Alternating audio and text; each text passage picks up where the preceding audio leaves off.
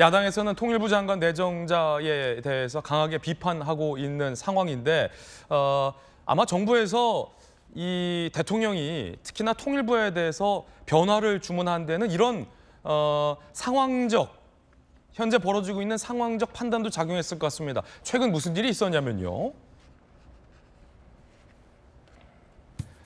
현대그룹의 현정은 회장이 정몽원 회장 20주기 추모식을 위해서 금강산 지역에 가겠다라며 통일부에게 대북 접촉 신고서를 제출했습니다. 그런데 북한이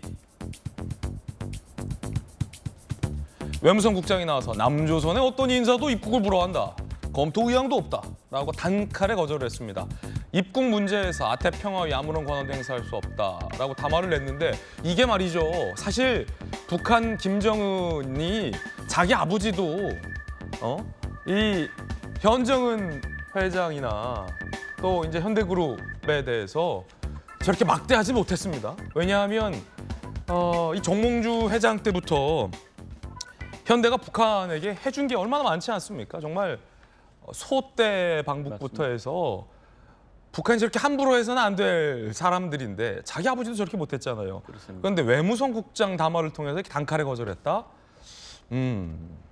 그 상황 속에서 과연 언제까지 이제 북한만 바라보고 있어야 되느냐라는 대통령의 판단도 작용했을 것으로 보이는데 어떻게 보십니까? 네, 저 사건이야말로 사실 대북 정책의 파탄 실패를 보여주는 것이죠.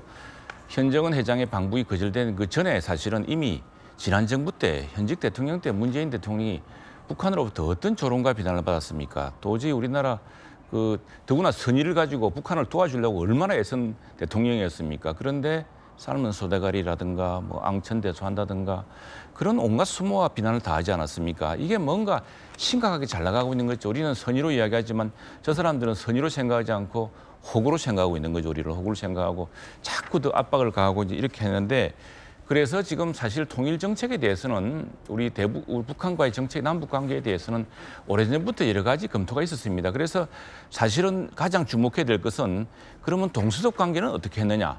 그리고 구유럽 관계, 서유럽이 동유럽을 대할 때 어떻게 했느냐를 한번 살펴보면 됩니다. 그게 이제 바로 인권 중심이었습니다. 동독과 서독이 교류할 때 항상 인권을 바탕으로 그래서 동독에서 전해지는 인권 탄압과 또 잔혹한 범죄에 대해서는 항상 기록을 해서 이것이 언젠가 그런 것들이 압력이 되어서 동독 관리들이나 동독 정부가 동독 주민들을 함부로 하지 못했거든요. 그런 것들이 나중에 자연스러운 동독의 민주화 그리고 통일 기반으로 이어지는 것인데 그러면 동유럽과 서유럽 관계도 마찬가지입니다. 헬싱키 프로세스라는 걸 통해서 경제적 지원도 하고 안보적인 이런 협의도 하면서 가장 중요하게 내세웠던 것은 인권입니다. 인권과 시민적 권리, 또 자유로운 통행 이런 것들을 통해서 사실은 그런 동구라든가 동독이라든가 또 우리 같은 경우 북한에 살던 바로 우리의 동족들이 정말 좀 더 인간답게 지금 어렵지만 우리가 경제적 지원을 해주면 또 그것도 그 혜택도 같이 나눠 갖고 할 수 있는 그런 방식으로 가지 않고 인권은 완전히 말도 못 꺼냈습니다. 그러다 보니까 지금 점점 상황이 나빠지고 드디어 우리 지도자들 그렇게 선의를 베풀었던 문재인 전 대통령 같은 사람이 온갖 모욕과 수모를 당하고 또 심지어 우리 국민들이 지어준 남북 교류의 상징인 개성 공동사무소를 토로 아주 박살내지 않았습니까? 이런 악순환을 끊기 위해서 이제 우리는 국제적 규범 그리고 과거 동서독의 경제 원조도 하면서 인권을 챙겼던 그런 기조를 원칙적으로 회복해야 될 것 같습니다. 예, 참 북한이 유감입니다. 그래도 고 정주영 회장이 소대 방북 때부터 현대 가와는 북한이 그래도 존중하는 그런 태도를 보였는데 김정은 시대에 이르러서 현정은 회장의 방북까지 저렇게 매몰차게